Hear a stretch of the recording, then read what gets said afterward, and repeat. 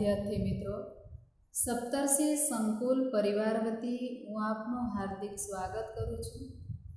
આજે આપણે ચેપ્ટર 15 ભારતીય બંધારણ વિશે અભ્યાસ કરીશું અને ભારતીય બંધારણ વિશે આપણે અભ્યાસ કરી રહ્યા છે।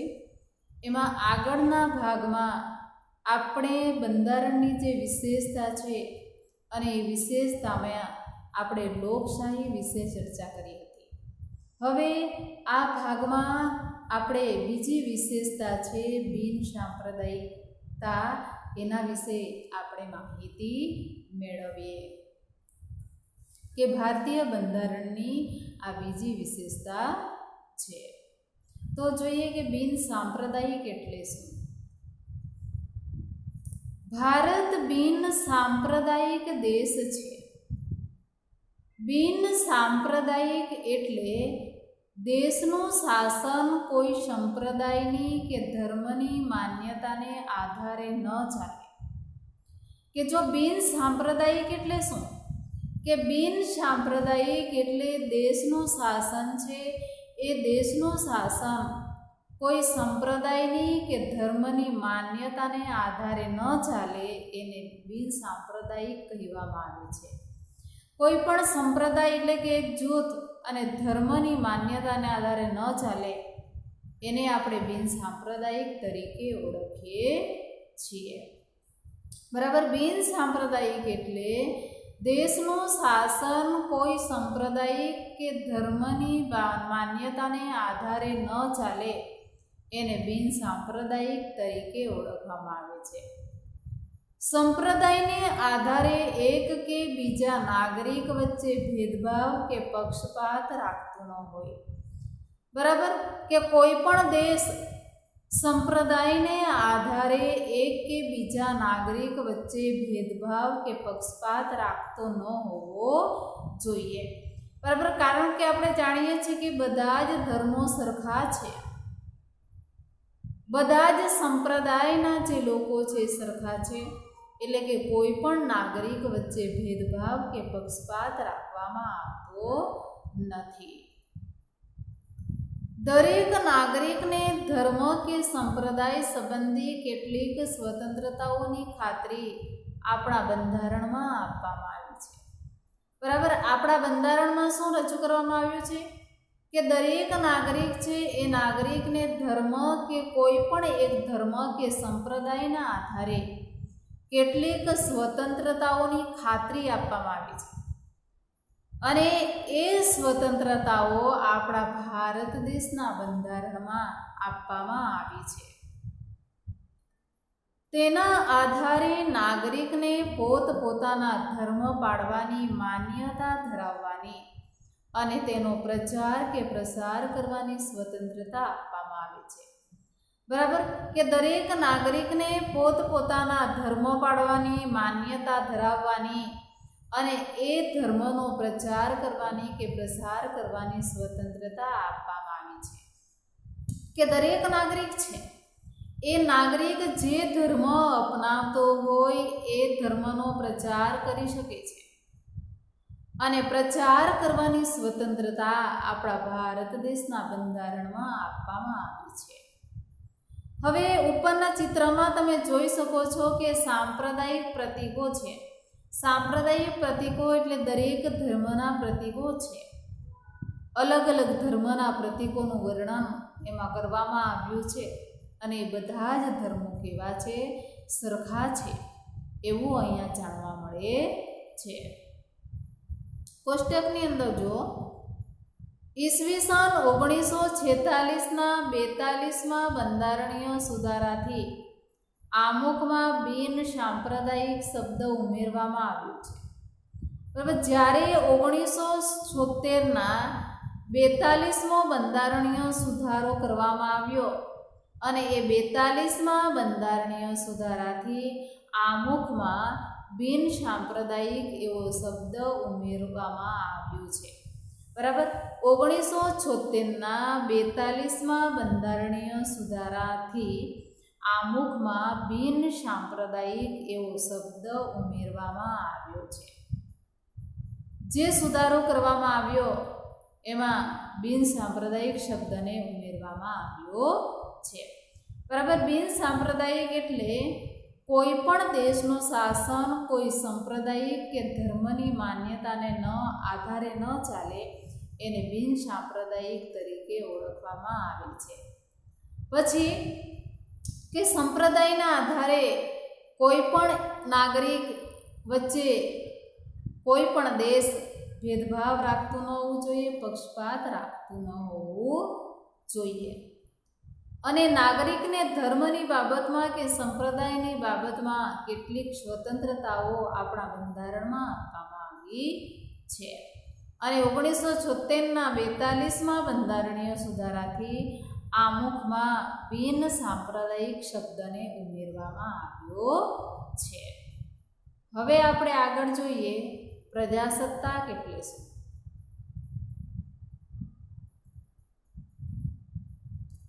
ભારત પ્રજાસત્તાક રાષ્ટ્ર છે. પ્રજાસત્તાક રાષ્ટ્ર. જો આપણો ભારત દેશ પ્રજાસત્તાક દેશ છે. શા માટે? કારણ કે આપણો ભારત દેશ 15મી ઓગસ્ટ 1947ના દિવસે સ્વતંત્ર થાય છે. એટલે સ્વતંત્રતા દિવસ તરીકે ઓળખે છે. અને 26મી જાન્યુઆરીએ 1950ના દિવસે આપણા ભારત દેશનું બંધારણ અમલમાં આવે છે. એટલે લોકોના હાથમાં સત્તા આવી જાય છે. એટલે પ્રજાસત્તાક દિન તરીકે એ દિવસને આપણે ઓળખીએ છીએ. એટલે સ્વતંત્રતા દિવસ અને પ્રજાસત્તાક દિન. 15મી ઓગસ્ટ એટલે સ્વતંત્રતા દિવસ અને 26મી જાન્યુઆરી એટલે પ્રજાસત્તાક દિવસ. તો ભારત એક પ્રજાસત્તાક રાષ્ટ્ર છે. પ્રજાસત્તાક એટલે જેમાં લોકોના હાથમાં સત્તા હોય તેવું રાષ્ટ્ર. બરાબર. પ્રજાસત્તાક કોને કહેવામાં આવે? કે જેમાં લોકોના હાથમાં સત્તા હોય. કોના હાથમાં? લોકોના હાથમાં સત્તા હોય એવું રાષ્ટ્ર એટલે પ્રજાસત્તાક રાષ્ટ્ર. જેમાં પ્રત્યક્ષ કે પરોક્ષ રીતે લોકો દ્વારા ચૂંટાયેલા પ્રતિનિધિઓ વહીવટ સંભાળતા હોય છે. બરાબર. પ્રજાસત્તાક રાષ્ટ્રની અંદર કેવું હોય? પ્રત્યક્ષ કે પરોક્ષ રીતે લોકો દ્વારા જે ચૂંટાયેલા પ્રતિનિધિઓ છે અને એ પ્રતિનિધિઓ થકી વહીવટ ચાલતો હોય છે. કે પ્રત્યક્ષ કે પરોક્ષ રીતે લોકો દ્વારા ચૂંટાયેલા પ્રતિનિધિઓ વહીવટ સંભાળતા જોવા મળે છે. રાષ્ટ્રના વડાનું સ્થાન રાજાશાહીની જેમ વંશ પરંપરાગત હોતું નથી, પણ તેઓ પરોક્ષ મતદાનથી ચૂંટાય છે. બરાબર. કોઈ પણ રાષ્ટ્ર હોય એ રાષ્ટ્રના વડા એટલે કે રાષ્ટ્રપતિ હોય, વડાપ્રધાન હોય, ઉપરાષ્ટ્રપતિ હોય તો એમનું સ્થાન વંશ પરંપરાગત નથી પણ પરોક્ષ પદ્ધતિથી ચૂંટાય છે. એટલે શું કે પહેલાંના સમયની અંદર જે રાજા મહારાજાઓ છે એનું સ્થાન વંશ પરંપરાગત હતું. એટલે એક રાજા ગાદી પર હોય અને એ રાજા જ્યારે મૃત્યુ પામે ત્યારે એનો જે પુત્ર હોય એ પુત્ર ગાદી સંભાળે. એટલે કેવું શાસન કહેવાય? વંશ પરંપરાગત શાસન. પણ આ જે રાષ્ટ્રની અંદર એવું શાસન નથી. પરોક્ષ મતદાન પદ્ધતિથી કોઈ પણ વ્યક્તિ ચૂંટાઈને આવે છે અને જે ચૂંટાય એ શાસન પર આવે છે, સત્તા ભોગવે છે. એટલે રાજાશાહીની જેમ આ શાસન વંશ પરંપરાગત નથી. આ વ્યવસ્થામાં પંચાયતથી સંસદ સુધીના તમામ હોદ્દાઓ જાતિ, જ્ઞાતિ કે ધર્મ જેવા કોઈ ભેદભાવ વગર તમામ નાગરિકો માટે ખુલ્લા હોય છે. બરાબર. આ વ્યવસ્થામાં કેવું હોય કે સામાન્ય ગ્રામ પંચાયતથી લઈને તો સંસદ સુધીના તમામ હોદ્દાઓ છે એ તમામ હોદ્દાઓ જાતિ, જ્ઞાતિ કે ધર્મના કોઈ પણ જાતના ભેદભાવ વગર બધા જ નાગરિકો માટે ખુલ્લા મૂકવામાં આવ્યા છે. બરાબર. કોઈ પણ જાતના ભેદભાવ વગર બધા જ નાગરિકો માટે તમામ હોદ્દાઓ કેવા મૂકવામાં આવ્યા છે? ખુલ્લા મૂકવામાં આવ્યા છે. એટલે ભારત દેશ એક પ્રજાસત્તાક રાષ્ટ્ર છે. બરાબર. પ્રજાસત્તાક રાષ્ટ્ર એટલે લોકોના હાથમાં સત્તા હોય તેવું રાષ્ટ્ર, જેમાં પ્રત્યક્ષ કે પરોક્ષ રીતે લોકો દ્વારા ચૂંટાયેલા પ્રતિનિધિઓ જ વહીવટ સંભાળતા હોય છે. અને રાષ્ટ્રની અંદર વડાપ્રધાનનું સ્થાન રાજાશાહીની જેમ વંશ પરંપરાગત હોતું નથી, પણ પરોક્ષ મતદાન પદ્ધતિથી ચૂંટાય છે. અને આ અવસ્થામાં જોઈએ તો પંચાયતથી લઈને સંસદ સુધીના તમામ હોદ્દાઓ છે એ તમામ હોદ્દાઓ જાતિ, જ્ઞાતિ કે ધર્મના કોઈ પણ જાતના ભેદભાવ વગર તમામ નાગરિકો માટે ખુલ્લા મૂકવામાં આવ્યા છે. હવે આપણે જોઈએ સંઘ રાજ્ય એટલે શું. કે જો આપણે સામાન્ય રીતે જોઈએ તો ભારત એક સંઘ રાજ્ય છે. સંઘ રાજ્ય એટલે શું? જુદા જુદા રાજ્યનો બનેલો એક સંઘ છે કે જૂથ છે. આપણો ભારત દેશ જુદા જુદા રાજ્યનો બનેલો એક સંઘ છે. ભારત દેશમાં 29 જેટલા રાજ્યોનો સમાવેશ કરવામાં આવ્યો છે અને એ 29 જેટલા રાજ્યોનો બનેલો સંઘ હોય તો એ આપણો ભારત દેશ છે. આપણા જેવા વિશાળ અને વિવિધતા ધરાવતા દેશમાં એક જ કેન્દ્રમાંથી શાસન કરવું કઠિન છે. એટલે આપણા બંધારણમાં સંઘીય શાસન વ્યવસ્થાની જોગવાઈ કરેલી છે. બરાબર. આપણો જે આ વિશાળ દેશ છે એ વિશાળ દેશમાં અનેક પ્રકારની વિવિધતા રહેલી છે અને આ વિવિધતા ધરાવતો આપણો ભારત દેશ છે. અને એ ભારત દેશમાં એક જ કેન્દ્રમાંથી શાસન કરવું કેવું છે? અઘરું છે. અને એના કારણે આપણા બંધારણની અંદર સંઘીય શાસન વ્યવસ્થાની જોગવાઈ કરવામાં આવી છે. સંઘીય શાસન વ્યવસ્થામાં 2 પ્રકારની રચના કરવામાં આવે છે. એક તો સંઘ સરકાર અને બીજું છે રાજ્ય સરકાર. બરાબર. સંઘ સરકાર એટલે આખા દેશમાં વહીવટ ચાલે એ સંઘ સરકાર, અને રાજ્ય સરકાર એટલે રાજ્યમાં જે વહીવટ કરે એ રાજ્યની સરકાર. આ બંને પ્રકારની સરકારો વચ્ચે કાર્યો અને સત્તાઓની સ્પષ્ટ વહેંચણી કરવામાં આવી છે. બરાબર. સંઘ સરકાર અને રાજ્ય સરકાર, આ બંને પ્રકારની જે સરકારો છે એ સરકારો વચ્ચે કોઈ પણ કાર્યો હોય એ કાર્યો અને કોઈ પણ સત્તા છે અને એ સત્તાઓની સ્પષ્ટ વહેંચણી કરવામાં આવી છે. દેશના મહત્વના કાર્યો અને સત્તાઓ સંઘ સરકારને સોંપવામાં આવ્યા છે. બરાબર. આપણા ભારત દેશના કોઈ પણ મહત્વના કાર્યો હોય એ મહત્વના કાર્યો અને કોઈ પણ સત્તાઓ છે એ સત્તાઓ સંઘ સરકારને જ સોંપવામાં આવી છે કે સંઘ સરકારને જ જવાબદાર છે. સંઘ સરકારને કેન્દ્ર સરકાર તરીકે પણ ઓળખવામાં આવે છે. બરાબર. સંઘ સરકારને આપણે બીજા કેન્દ્ર સરકારના નામથી પણ ઓળખીએ છીએ. એટલે આ રીતે કોઈ પણ દેશના મહત્વના કાર્યો હોય, સત્તાઓ હોય અને એ સત્તાઓ આ સંઘ સરકારને જ સોંપવામાં આવી છે. એ કે આખા દેશની જે સરકાર છે એ સરકાર જ એ વહીવટ સંભાળે છે. અને એ સંઘ સરકાર છે એ સંઘ સરકારને આપણે કેન્દ્ર સરકાર તરીકે પણ ઓળખીએ છીએ.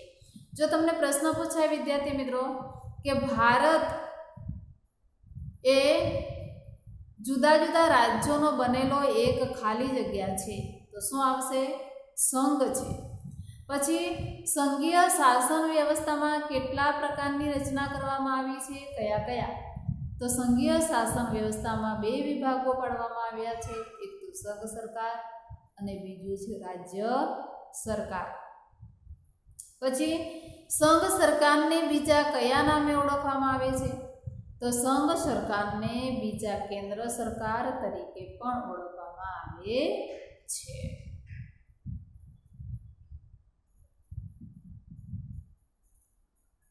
બરાબર. આ રીતે આપણે બિન સાંપ્રદાયિક એટલે શું, બિન સાંપ્રદાયિક વિશે ચર્ચા કરી. પ્રજાસત્તાક એટલે શું અને સંઘ રાજ્ય એટલે શું એના વિશે આપણે માહિતી મેળવી. હવે આપણે જોઈશું મૂળભૂત હક્કો અને ફરજો. કે જો વિદ્યાર્થી મિત્રો આપણા ભારત દેશના બંધારણની અંદર આપણને વિવિધ મૂળભૂત હક્કો અને ફરજો આપવામાં આવ્યા છે અને એ મૂળભૂત હક્કો કયા છે, ફરજો કઈ છે, એના વિશે આપણે ચર્ચા કરીએ. દેશનું બંધારણ નાગરિકોને લોકશાહીના મૂળભૂત હક્કો અને ફરજોની પ્રતીતિ કરાવે છે. એટલે આપણા ભારત દેશનું બંધારણ છે એ બંધારણ તમામ નાગરિકોને આ લોકશાહી દેશની અંદર જે મૂળભૂત હક્કો રહેલા છે એ મૂળભૂત હક્કો અને મૂળભૂત ફરજો રહેલી છે એ ફરજોની પ્રતીતિ કરાવે છે, એટલે ફરજોને માહિતગાર કરે છે. નાગરિક તરીકે આપણે કેટલાક હક્કો ભોગવીએ છીએ, બરાબર. આપણે ભારત દેશના નાગરિક તરીકે કેટલાક હક્કો આપણે ભોગવીએ છીએ, પરંતુ આપણા હકથી બીજા વ્યક્તિના હકને નુકસાન ન થાય તે માટે તેમજ રાષ્ટ્રના વિકાસમાં દરેક નાગરિકને સહયોગી બનાવવા માટે મૂળભૂત ફરજો પણ આપવામાં આવી છે, બરાબર. કે નાગરિક તરીકે આપણે કેટલાક હક્કો ભોગવીએ, પરંતુ આપણો જે હક છે એ હકથી બીજા વ્યક્તિના હકને કોઈ પણ પ્રકારનું નુકસાન ન થાય તે માટે તેમજ રાષ્ટ્રના વિકાસ માટે દરેક નાગરિકને સહયોગી બનાવવા કે સહભાગીદારીતા બનાવવા માટે મૂળભૂત ફરજો પણ આપવામાં આવી છે. હક્કો અને ફરજો એક સિક્કાની બે બાજુઓ જેવા છે, જે બાબતે આપણે અભ્યાસ કરીએ. એટલે જે મૂળભૂત હક્કો છે, ફરજો છે એ એક સિક્કાની બે બાજુઓ તરીકે ઓળખાય છે, કારણ કે હક હોય તો ફરજો હોય અને ફરજ હોય તો હક હોય, બરાબર. એ રીતે એને એક સિક્કાની બે બાજુ તરીકે ઓળખવામાં આવે છે. એટલે આપણને અનેક મૂળભૂત હક્કો આપવામાં આવ્યા છે, ફરજો આપવામાં આવી છે, અને એ હકની અંદર અનેક હક્કો છે, મૂળભૂત ફરજો છે. આ જે ફરજો છે એના વિશે આપણે માહિતી મેળવીશું કે કયા કયા મૂળભૂત હક્કો આપવામાં આવ્યા છે, મૂળભૂત ફરજો આપવામાં આવી છે. કે મૂળભૂત હક્કો અને ફરજો છે કે અનેક મૂળભૂત હક્કો છે, એમાં સમાનતાનો હક, સ્વતંત્રતાનો હક, બંધારણીય ઇલાજોનો હક, ધાર્મિક સ્વતંત્રતાનો હક એવા હક્કો આપવામાં આવ્યા છે. અને ફરજો એટલે આપણે જે કુદરતી પર્યાવરણ છે, બરાબર, એની રક્ષણ કરવું એ આપણી ફરજ છે. પછી આપણા દેશની જે માલ મિલકત છે, સ્મારકો છે, એનું રક્ષણ કરવું એ આપણી ફરજ છે. એવી અનેક ફરજો આપણા બંધારણની અંદર દર્શાવવામાં આવી છે. તો આવા ફરજોનો આપણે અભ્યાસ કરીશું. અને જો વિદ્યાર્થી મિત્રો આ જે મૂળભૂત હક્કો છે એ મૂળભૂત હક્કોની ચર્ચા આપણે હવે પછીના ભાગમાં કરીશું.